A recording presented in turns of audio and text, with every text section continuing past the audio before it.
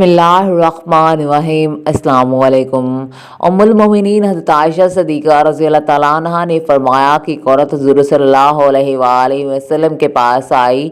इसका दायां हाथ सूख गया था। इसने आप सल्लल्लाहु अलैहि वसल्लम से अर्ज़ किया कि या रसूलल्लाह सल्लल्लाहु अलैहि वसल्लम, दुआ कीजिए मेरा हाथ ठीक हो जाए। बस आप सल्लल्लाहु अलैहि वसल्लम ने फरमाया, किस वजह से तेरा हाथ सूख गया है? इसने कहा, मैंने ख्वाब देखा है कि क़यामत कायम हो गई है और दोज़ख सुलगाई गई है और वहशत पास लाई गई है। मैंने देखा है कि मेरी माँ दोज़ख में है और उसके एक हाथ में चर्बी का टुकड़ा और दूसरे हाथ में कपड़े का छोटा सा टुकड़ा है। इन दोनों से अपनी जान को बचाती है। मैंने इससे पूछा कि क्या वजह है कि तू दोज़ख के गड्ढे में है और क्यों पड़ी है यहाँ पर? तो दुनिया में अल्लाह की फरमाबरदार थी, उससे तेरा शोहर भी राज़ी था।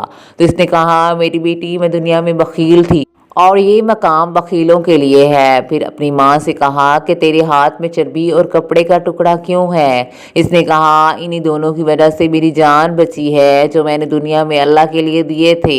फिर मैंने कहा, मेरा बाप कहाँ है? इसने कहा, वो सखी था और वो सखियों के साथ है।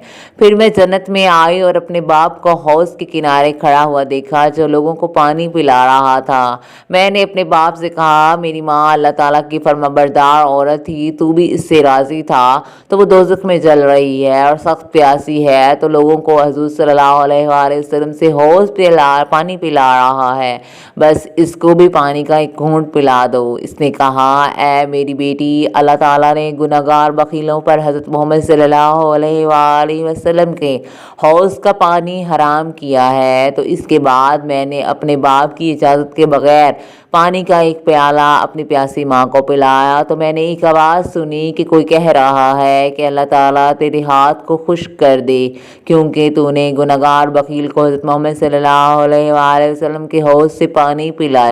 तो हज़रत आयशा सिद्दीक़ा रज़ियल्लाहु तआला अन्हा ने फरमाया, जब हुज़ूर अकरम सल्लल्लाहु अलैहि वसल्लम ने इसकी बात को सुना तो आप सल्लल्लाहु अलैहि वसल्लम ने अपने इसा को इसके हाथ पर रख कर इसके लिए दुआ फरमाई। बस इसका हाथ ठीक हो गया। हुज़ूर अकरम सल्लल्लाहु अलैहि वसल्लम ने फरमाया, जन्नत में एक दरख्त है जिसका नाम सखावत है, जिसकी टहनियाँ दुनिया में लगी हुई हैं। जिस शख्स ने इसकी एक टहनी पकड़ ली वो दरख्त इसको जन्नत की तरफ खींच लेता है।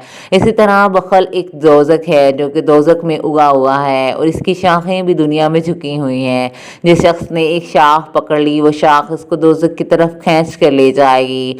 आप सल्लल्लाहु अलैहि वसल्लम ने फरमाया, सखी खुदा और मखलूक के करीब तर है और बखील खुदा और मखलूक से दूर है। आप सल्लल्लाहु अलैहि वसल्लम ने फरमाया कि बखील जन्नत में दाखिल नहीं होगा क्योंकि वह ज़ाहिद व आबदी क्यों ना हो। एक मरतबा नबी करीम बनी इसराइल में कहत पड़ा तो एक फ़कीर ने गनी के दरवाज़े पर आवाज़ दी और कहा, खुदा की राह में रोटी का एक टुकड़ा दे दो।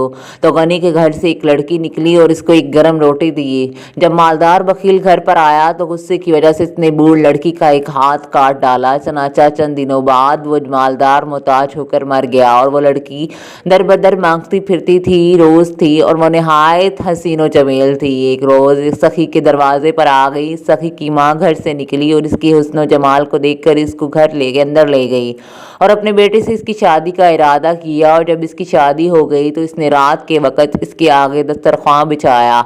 फिर इस लड़की ने अपना बायां हाथ खाना खाने के लिए निकाला तो उसके शोहर ने देखकर कहा, मैंने सुना था कि फ़कीर बेअदब होते हैं। ऐ खुदा की बंदी, अपने दायां हाथ निकाल कर फिर भी इसने बायां हाथ निकाला। इसके बार बार कहने के बावजूद भी इसने बायां हाथ ही निकाला। बस घर के एक गोशे से किसी ने आवाज़ दी कि ऐ मेरी बंदी, अपने दाएं हाथ को निकाल, क्योंकि तूने अपनी रोटी हमारे लिए दी थी।